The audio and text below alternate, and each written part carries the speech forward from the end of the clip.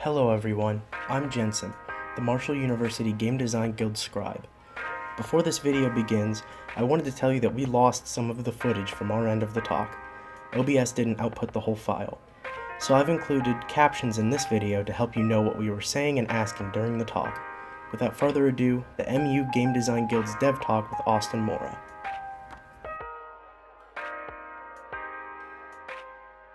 Hello, my name is Austin Mora.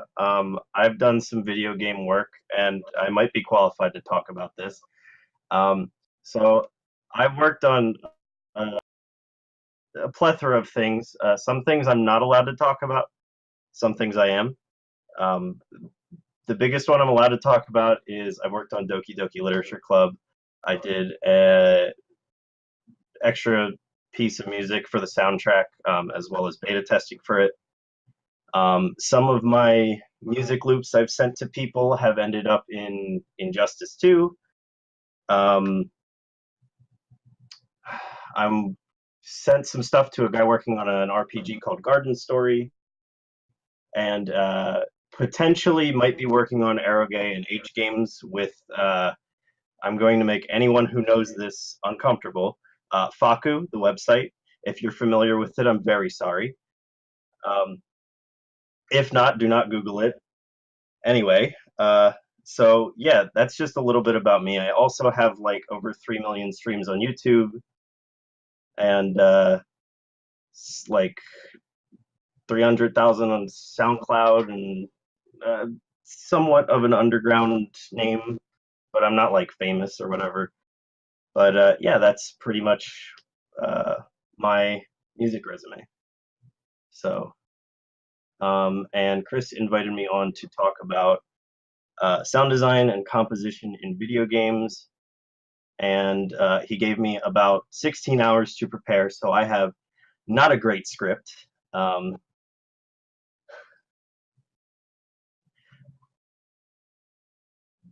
okay. I'm actually really happy to kind of be talking to like some people who know what they're doing as far as like development, at least more than this, um, because like it's so hard to find a developer who is looking for sounds or music. It's,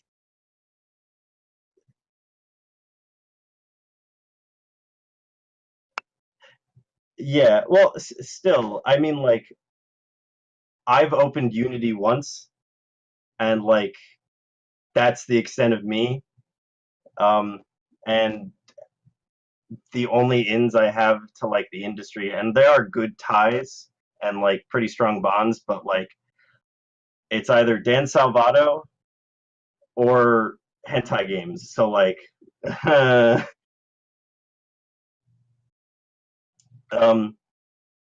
yeah, no, I'm not gonna say anything unsafe for work, so it's not a big deal. Um,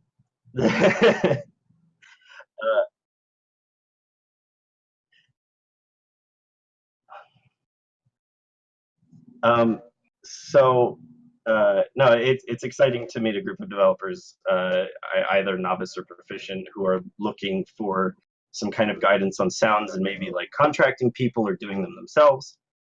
Um, it's kind of a dry field at the moment, uh, and one of the most important things I would say is kind of understanding what kind of game you're making before you even go anywhere near the sound, because as an audio designer, I kind of need a template to kind of know where I'm going.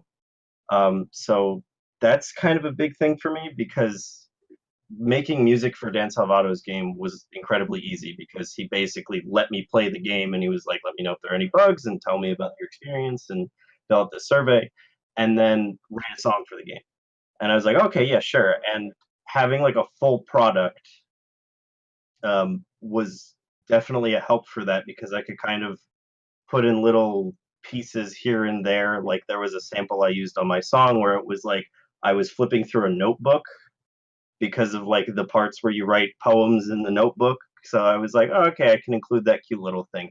And it's not necessarily like a big part of the song, but it's enough to give it like a characteristic that like through a few listens you might be able to hear. And relating to people, I've had people tell me that that's something that kind of helped solidify that song in tandem with the game.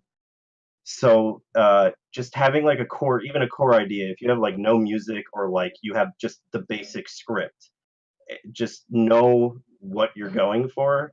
Art styles definitely help too, just kind of stuff like that. Same thing if you're doing it yourself. I would probably say that music is one of those things that you want to do last, unless you're doing kind of like a niche thing where it's like I'm going to make a game around the music. Definitely not something that you can kind of just, oh, I'm bored working on the coding or I'm bored doing the art. Let me do some music. Like that's kind of a little sketchy. And I had someone once, he was like, hey, I'll pay you to make some music. Uh, can you just write something? And I went, okay, well, what do you want? He's like, I don't know, we don't have anything done yet. And I was like, okay, sure, I can write something, but I feel like you're wasting your money because like audio is pretty expensive even on the like a novice intermediate side. It typically runs like $50 to $75 for a minute of audio, um, unless you have like someone obviously helping out with a passion project or something like that. So this dude was just willing to give me like $500 for just something. Don't do that.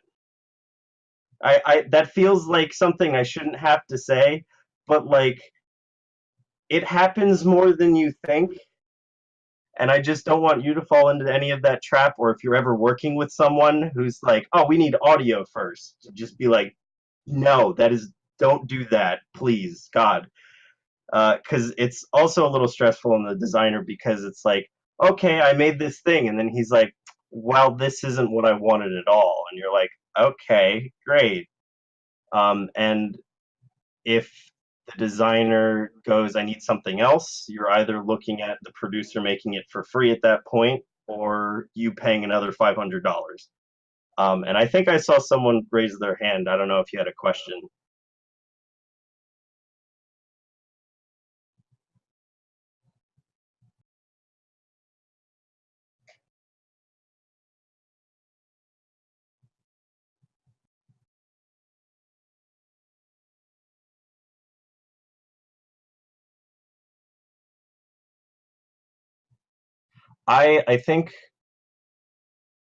I think at the very least, if you're going for a game like Beatmania, DDR, Osu, that kind of stuff, um, obviously you can patch in your own songs with those kinds of games.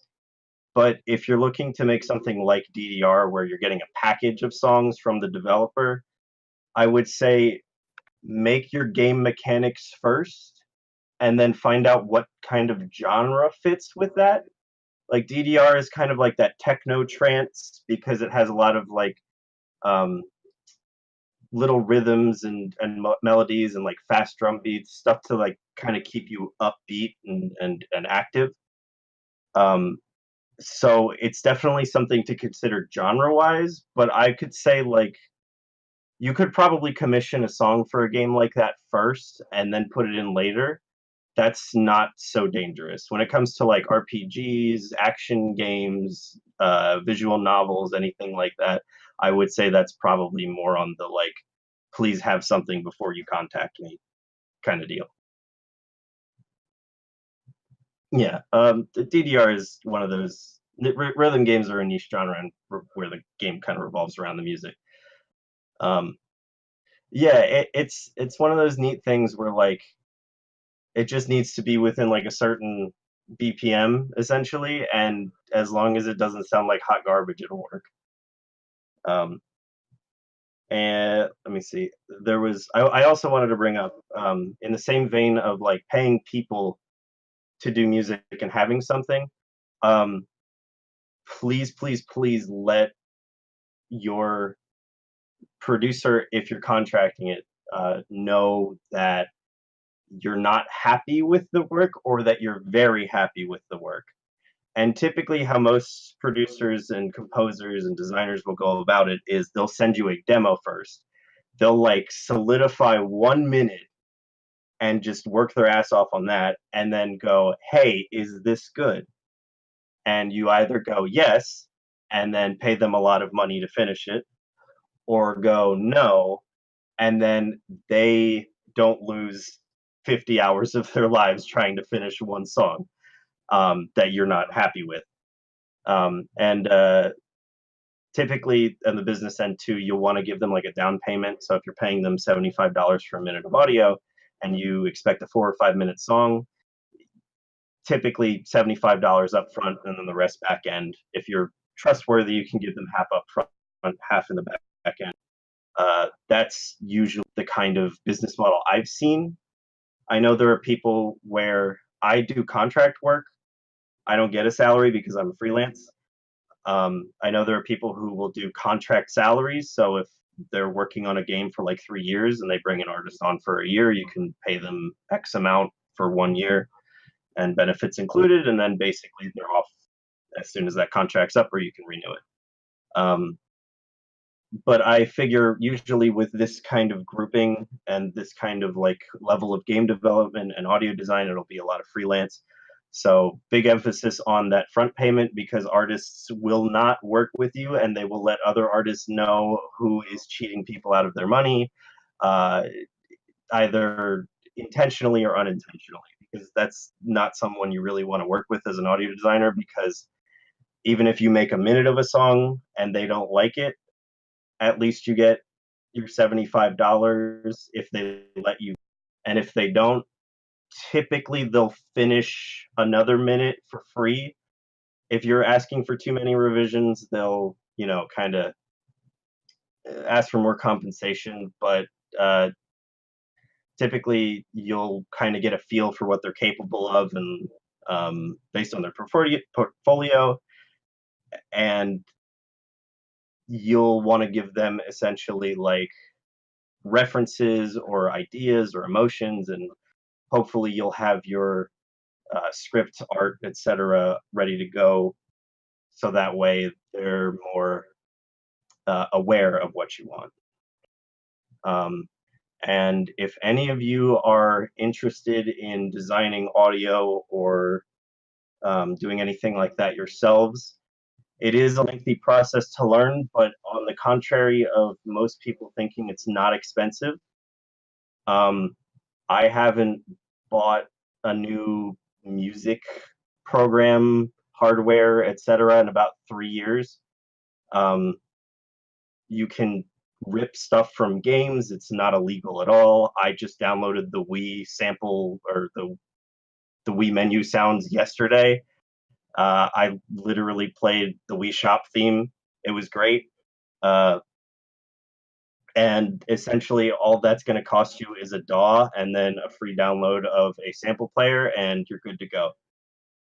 There are plenty of games that have been ripped and really have like a plethora of sounds.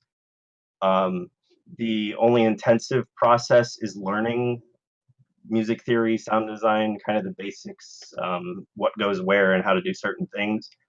But I encourage you to play around with it. You could save a buck and you might even have some fun doing it. I know like my friends do game jams and I'll throw them sounds, and it's really fun, like making just a jump noise for me. And it it's really not super hard for like the basics. Essentially, like if you're going to do sound design, it's really not hard for that. A lot of these packs include samples from the game where it's like gunshot or hit noise, sword swipe, etc. And then basic sound design can also net you those noise. So that's something I kind of encourage you to play around with. And another point I did want to touch on is when you're contracting a sound designer for sounds rather than music, um, typically they'll make kind of a library of sounds for you to choose from. And that'll be like an upfront payment of like however much you guys agree on, and then typically you'll tell them the basics of what you want, and then they'll make variants of that so it's not so static. And I also recommend, if you're looking for sounds without having to pay someone an exorbitant amount of money, there's a website called Splice. And Splice is typically used for music samples, but they have Foley, they have video game sound effects, they have footsteps, door creaks, etc. Stuff you can kind of sprinkle into your game. That's where I get a lot of my samples from. Me and my friend share an account. He pays for it. Sometimes I pay for it, but like, man, whatever. And it's like $8 a month, and you get like 300 samples, which is enough for like one sound pack, two sound packs, and you'd be surprised kind of what they throw in there. There's a lot more than I thought. I recently did a sound design project where I redubbed the Resident Evil 2 remake. I took like a minute from the game and I just muted it, and then kind of added sounds that I thought would fit without trying to think too hard about what the game already had. And this was just a little project for my portfolio, but like for essentially for like $2, I got like someone banging on a box, someone's head exploding, like that kind of sound, the gore, the blood hitting the walls. You had a question?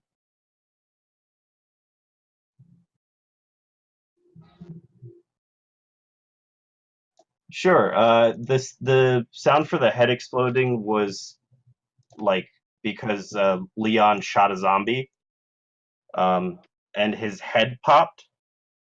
And then there was also like blood hitting the wall, so there's like little spritz going on there. And hold on, I gotta find it real quick. But there's like a lot of little things you really don't think about, that I mean, I would say most people don't think about, that they're really like, they elevate the sound design, I would say.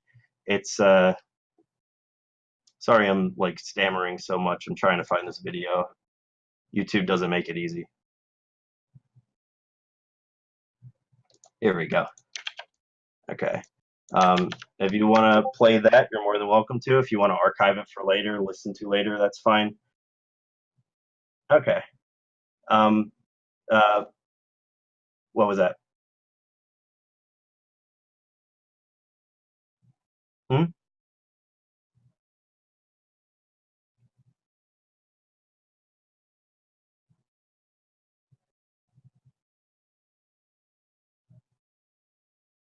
So freelancers typically don't go into union stuff too much. That's more so like when you become a composer or sound designer for like Respawn Entertainment or Touchstone Pictures or Lionsgate Pictures or whatever, where you're kind of in a stable area, at least more stable than freelance work. So that typically doesn't happen too much. Really, you can find a lot of freelance stuff where you're not dealing with a lot of legal things. You could write up a contract online, essentially, have them sign it off, and then that's a legally binding contract in the eyes of the law. So you know what you're getting into, and they know what they're getting into, and they kind of know what to expect, and you know what to expect. You can find freelance VAs and freelance composers on Twitter, on Facebook, on YouTube. You can just search sound design reels. If they have like under a certain amount of subscribers, I would probably say they're freelance, and you could just send them a message like, hey, I'm looking for someone to do some work. What can we work out?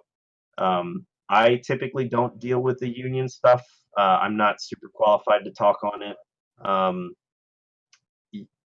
yeah, but freelancers aren't really hard to find. You just kind of have to know what to search, because if you Google like freelance musician, you're gonna get like John Smith, like who plays guitar, and that's pretty much it. If you do like sound design or like kind of demo reel, that's where you start to find people who are a little more serious about their work. Yeah. Um, so back to what I was saying about Splice. That's a really good tool to use. I would very much recommend checking it out, even if it's not your thing. It's definitely at least a tool that you'll probably end up utilizing, or at least that's a platform that will be similar to something that you utilize. And everything through Splice is royalty free, so you don't have to worry about any copyright laws or DMCA or anything like that. Yeah, it's um, other than that, the one thing I would really encourage as someone who uh, does this kind of stuff and sees people doing this kind of stuff is, um, if you're looking to make something original, I know I would assume all of you here play video games, uh, and if not, but what was that? Right, yeah, that's what I'm saying. But I would encourage you to be incredibly unique if you're looking to make something. The least favorite thing I ever hear when I'm contracted to do work or someone asks me if I can is someone going, yeah, but could you make it more like Undertale? And I'm like, mm, because like Undertale is its own thing. Because Toby Fox went, I'm going to do a video game soundtrack that builds off of what other RPGs did, but is also different in its own way. Um, yeah, he does utilize some of his past work, but I would say that falls under the umbrella of like that's still Toby Fox's work. Um,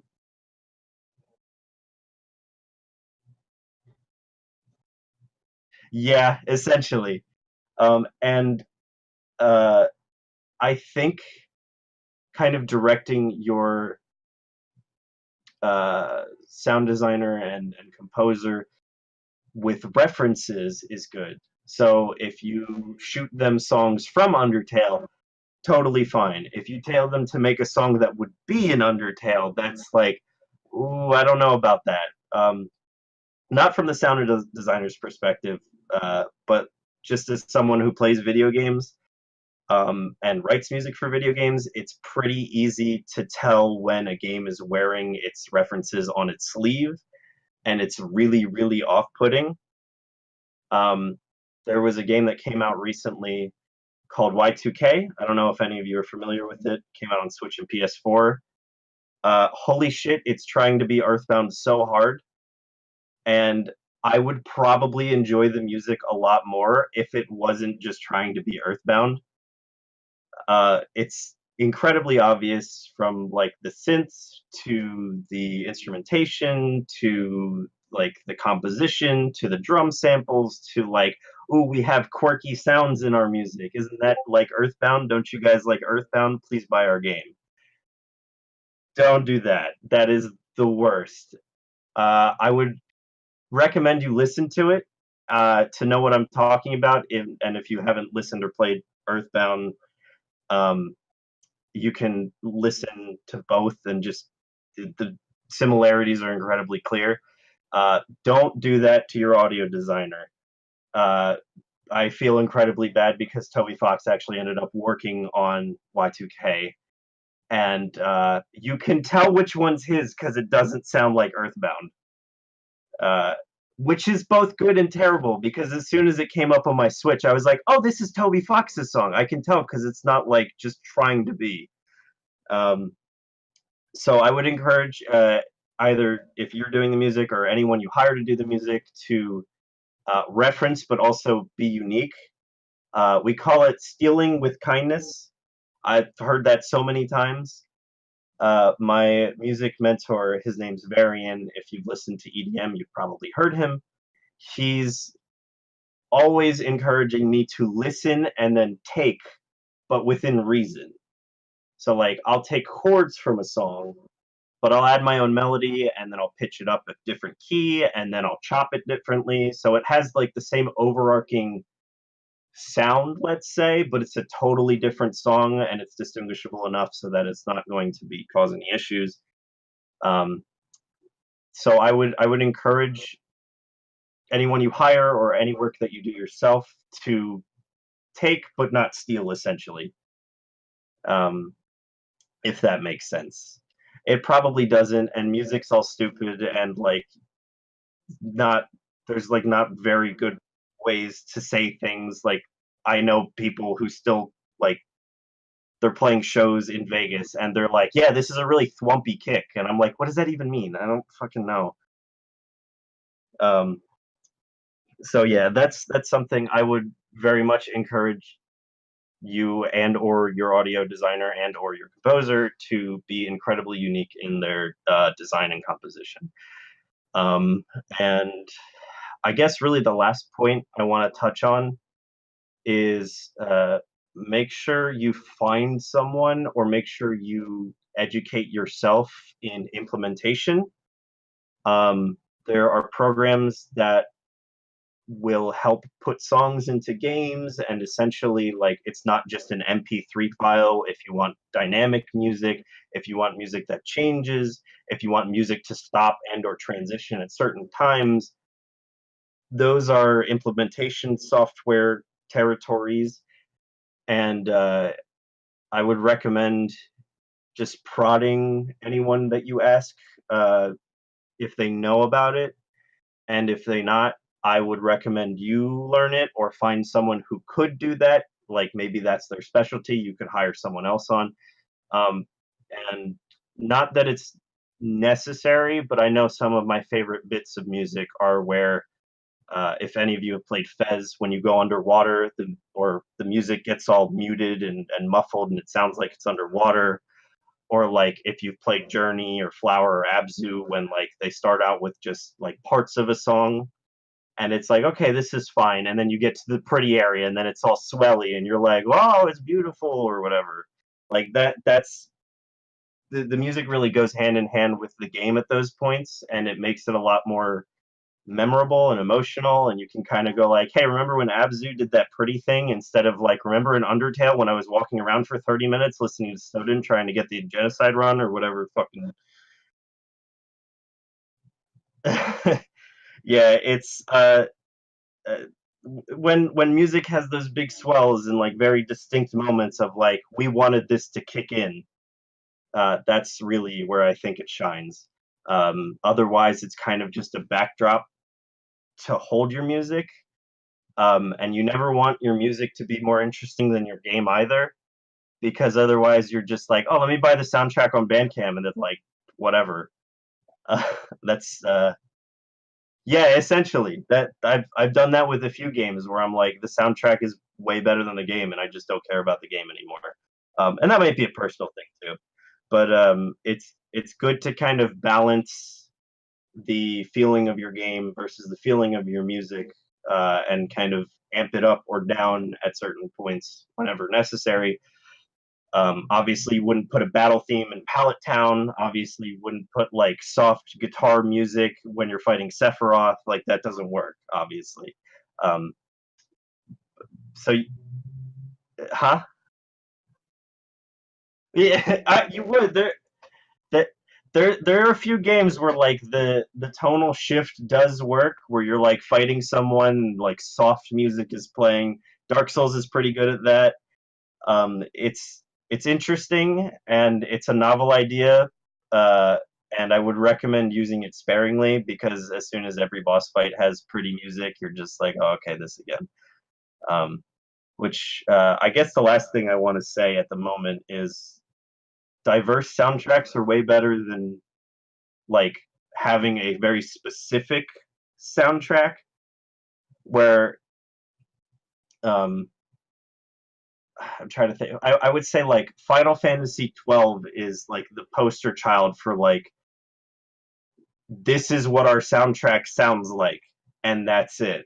And as much as it works within the game, it's also really boring, because it's like, oh, okay, they're just playing like essentially Star Wars music for 60 to 80 hours. Boy, I love listening to this. Man, that trumpet never gets old. Uh, whereas you have games like, I really look towards Earthbound as an inspiration. You have games like Earthbound where they will just straight up use a screaming sample as a melody, and they'll shift it to make it work, and it's beautiful because it's like I am uncomfortable. This sounds nothing like the game. Go ahead, Chris.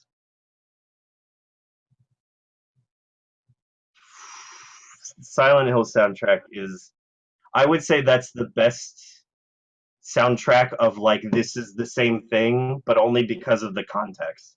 Yeah, yeah, exactly. Where like just pull from weird things and like work with it and experiment, because like yeah, a trumpet on top of like choir and strings and an organ and giant like orchestral drums, whatever. Like that sounds like every single action game, action movie, etc., whatever.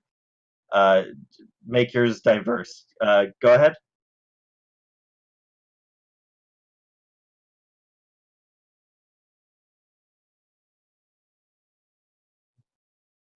Well,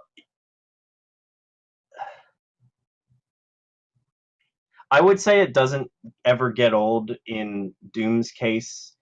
And I like,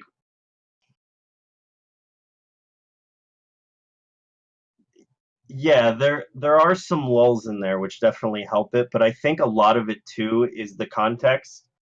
Same thing with Silent Hill, where it's like it's just an uneasy atmosphere on top of like giant mechanical thuds and booms, and then also just like some pad that's just going on for 60 minutes straight, and like it's incredibly dissonant.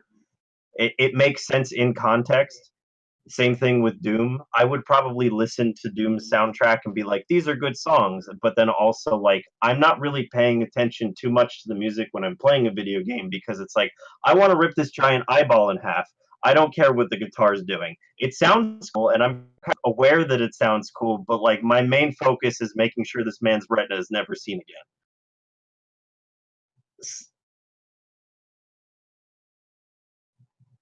Yeah, well, that's it, but it makes sense though, and that's why it's definitely like one of those like higher tier soundtracks. And like there's some like good soundtracks that I personally don't like, and obviously a lot of this is subjective and up to opinion. Go ahead.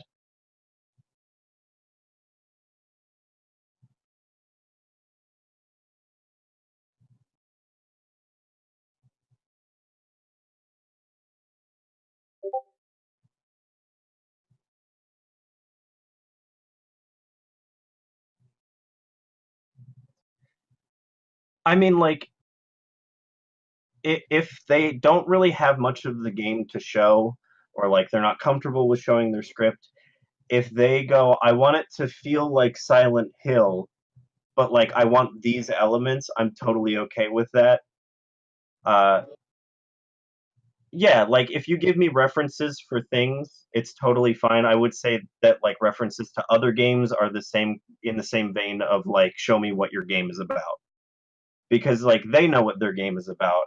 They don't have any original content per se to show, but I can get enough of a feeling, and I probably wouldn't hate making like revisions to it, as long as you're like, okay, the majority of this is good, but like add this or make it different this way, and I'd be like, okay, and I would probably just tag that on like no cost kind of thing, because when I have the majority of the idea, it's totally fine.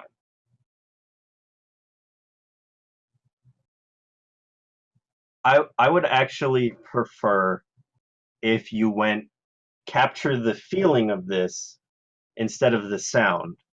I'm a lot more emotional. All of my music, I'm just like, oh, this sounds good. I'm not like writing it down like, okay, 5/6, flat four, whatever.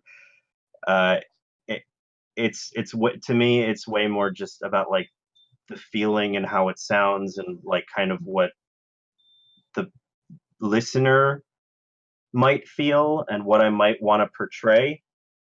Um, Other than that, like if you're like, oh, here, Silent Hill, but like 8-bit, and reference this song, I'd be like, yeah, all right.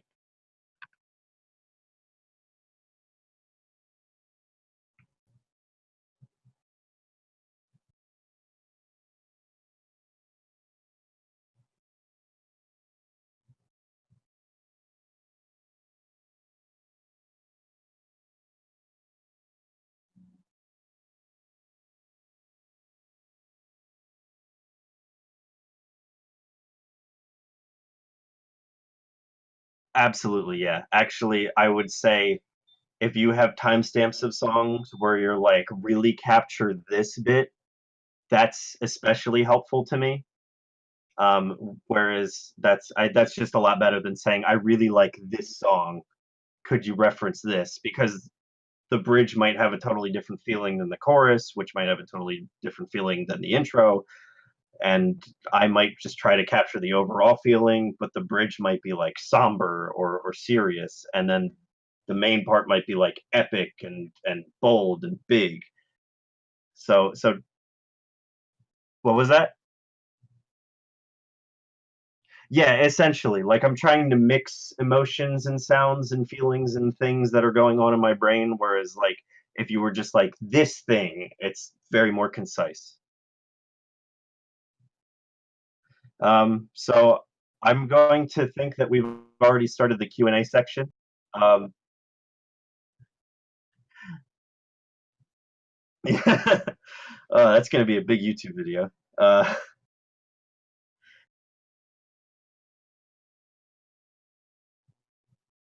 yeah.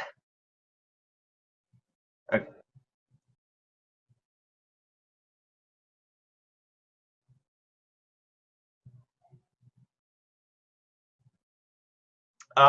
if it's for a game jam, hi.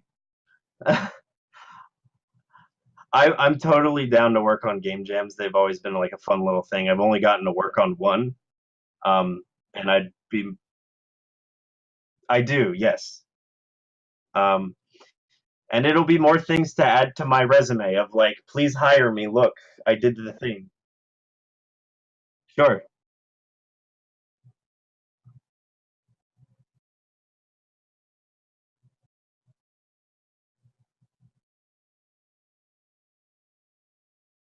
I haven't heard of that one. I okay. I typically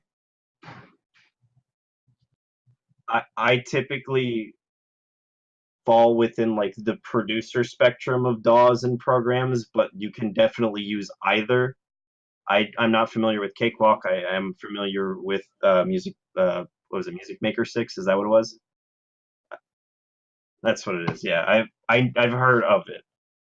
But I personally like the like minute details that you can control that usually come with like the production DAWs. They're not necessarily needed. It's just a preference. The cheapest one that I'm aware of that I would recommend is I think Mixcraft Pro 8 is $99 at the moment, which is like a bargain. It is such a steal. You get so many included instruments. Go ahead.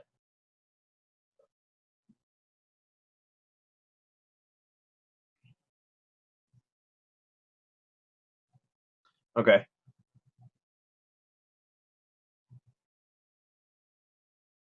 Yeah. Yes, absolutely. If you need to use FL Studio, totally fine. Actually, as far as composing, that's probably all you'll need.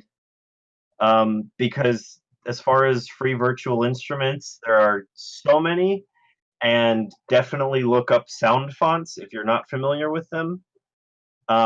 There is a website just dedicated to ripping sound fonts. They'll steal sounds from like I have. Let me see. Just for free, these are things that I've gotten.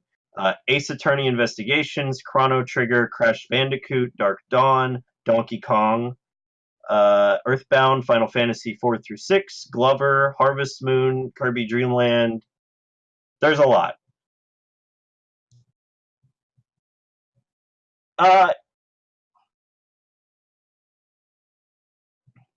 um, that's a gray area. I so like I use them and I haven't gotten in trouble. And my work has been, a little. I doubt really like Koichi Okabe is gonna come gunning for you because you used it in a game jam.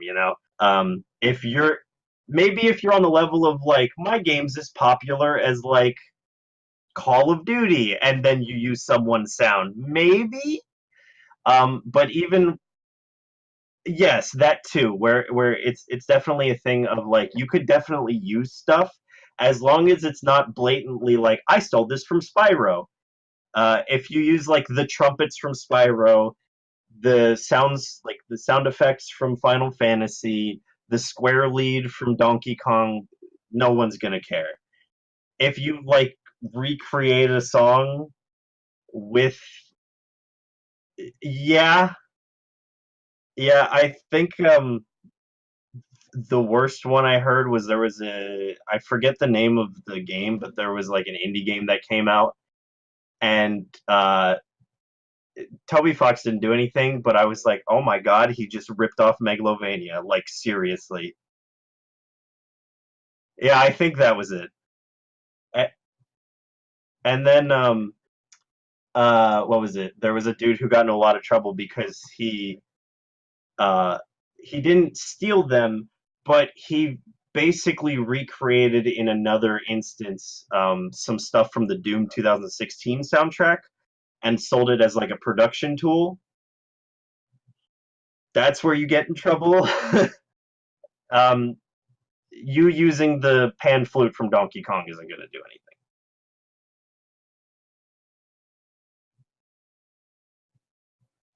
anything. Ableton is super good. I hate it. It is one of the most confusing programs I have ever used. Anyone who uses it like is talking in runes to me. I don't know what's happening. Uh, yeah, but also no. I know plenty of people who write like dubstep, future bass, pop, like just MIDI, all MIDI directly into Ableton. It's a tool you can use for both. It's essentially like FL, but if it was good at live production, like it as far as DAWs, a lot of them can have the same capabilities, like Mixcraft, Cubase, FL, Ableton, Music Creator. They'll probably be able to do most of the same stuff, but accessibility, streamlining, shortcuts, ease of access, fluidity, that kind of like quality of life stuff is really what you're paying for.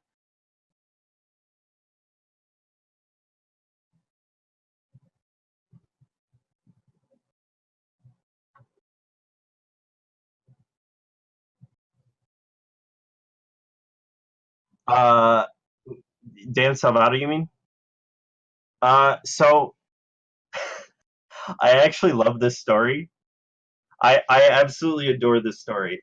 So uh, I had just gotten like a million views on YouTube on one of my songs, and it was under like a mix of like all of my music, and uh, so I was getting like requests and people trying to talk to me and trying to clout chase essentially like for weeks. I was sick of it. Anyone who talked to me, I was like, I want you to go away immediately. Um, I'm actually in the middle of some rebranding, so like, but um, I'll send some links in a bit, but some of, yeah, and some of this stuff I don't even know if I can talk about because like contracts and stuff.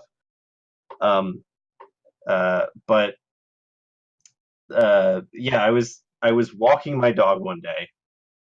It was like September and it was cold as hell, and I was just upset and angry, and I was like, I don't want to be outside walking my dog. I'm cold. I just want to be in my bed, whatever. And my phone buzzes, and I was like, this is either a notification for one of my songs getting a like, or this is someone who wants to pester me. So I open it up, and this random person on Discord who has an anime avatar just the first thing he says is, I want you to make music for my game. And I went, this dude is going to try to rip me off. Like, that was the first. I was like, this man's not going to pay me. And then I was like, okay, what's your budget? And usually after that, people go like, budget? You're not going to make it for free? Or they'll just stop talking to me. And this man was like, yeah, it's this much. I was planning on spending this much. And I was like, I don't care what it is. I'm in. I need money. Sure. Uh, uh, so he sent me some screenshots and I went, oh, this is a porn game. Okay. Like I thought it was just straight up hentai. And then he was like, I'll send you a beta copy later. And if you wouldn't mind, I'll throw in like X amount of dollars for you, just going through it and essentially trying to catch anything. And I went, yeah, all right, whatever, sure. So then he sent me the script, and I was like, oh, okay, this is real neat. And obviously, this is now Dan Salvato, the man who had an anime profile picture and just unsolicitedly contacted me. Uh, and then he sent me the game at like 9 p.m., and then I stayed up until 3 p.m. playing it. And I almost shit myself when Monica said my literal name, and I messaged Dan immediately and was like, hey, your game's fucked up. And he's like, it sounds like you're near the end. And I went, uh-huh. Uh,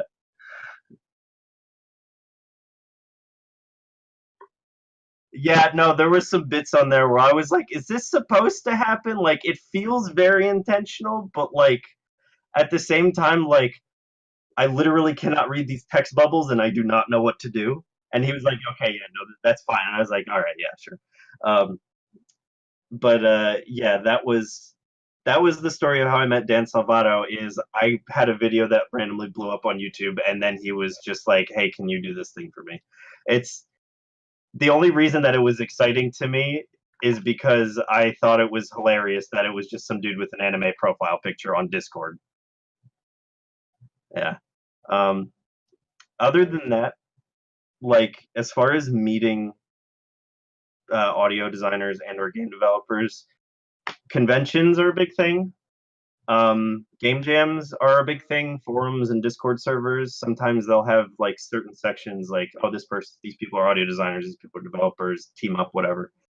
Um, and then just, I'm sure, like if you find someone's like music that you really like on YouTube and they're not known for doing game development or game audio, even if you talk to them, they might be interested in it. I didn't do any audio up until that point, and I was very excited about it. So, just ideas. Sure.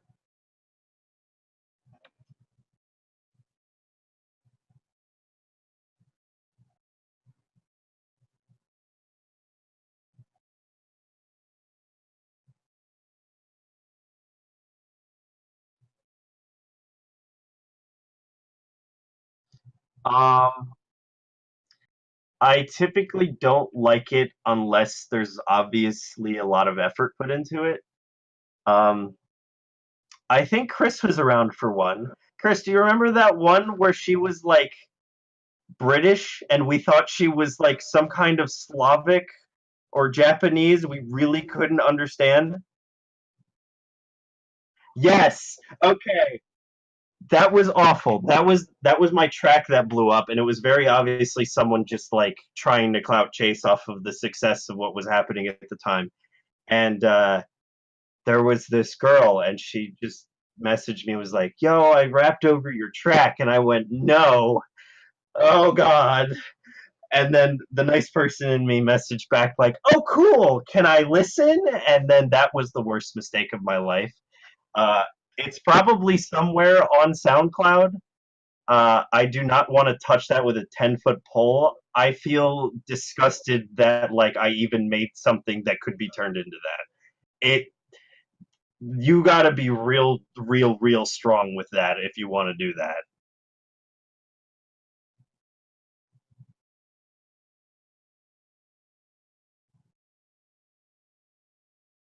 Well, oh, Silva, yeah. So yes, Siva got her technically. So my track for Doki Doki Literature Club hasn't actually been on his channel. One of my other tracks was on his channel, one that wasn't for a game. And I remember pulling it up and being like, wait, hold on, I wrote this. What? But it's not even a part of a video game. I don't understand. And then, uh, funny enough, the person who ripped it was also a manager at Waifu Wednesdays, which is where I'm currently employed at. I make music for them, and I just send it to them, and they give me royalties. Um, but he was a manager there at the time, and he went, "Hey, I love your music. Can I sign you onto the label?" And I went, "Uh huh." And then uh, I went, "Hey, I think I recognize your name." And he went, "Oh, maybe I do some stuff on YouTube and things." And I was like, "What do you do?" And he's like, "Well, I'm mostly known for Siva Gunner rips." And I went, "Huh, that's weird." Yeah, and then I was like, "Did you happen to rip this song?" And he was like, "Oh my god, I'm so sorry you found that." Yeah, that was a funny day. Go ahead, yeah.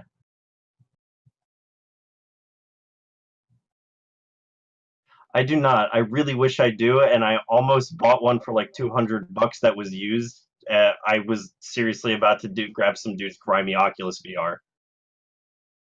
Yeah. Uh, I when I came down, I actually visited West Virginia to see Chris and friends, and he brought over his Vive, and he could not pry me away from it. Oh, dude, you can tell that story later. I yeah. Chris, did you have a question? Oh, okay. Anyone else? Okay, sounds good.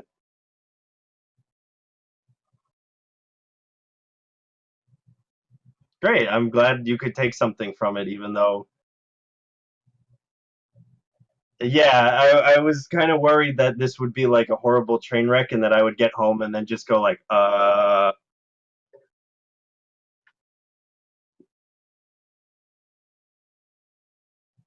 sure. And if any of you guys need any audio for like game jams or passion projects or stuff that's not going to be monetized, hello, hi, would love to do that.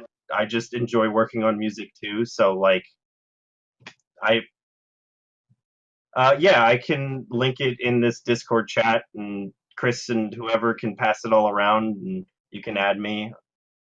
Yep, I'm gonna go binge some video game. I don't know. Uh, so it's probably gonna be Siege. I, I'm I'm gonna probably play Siege for way too long, and it's gonna be very unhealthy, and then I'm gonna sleep in until like 6 p.m. tomorrow. So I'll see you guys later. Bye.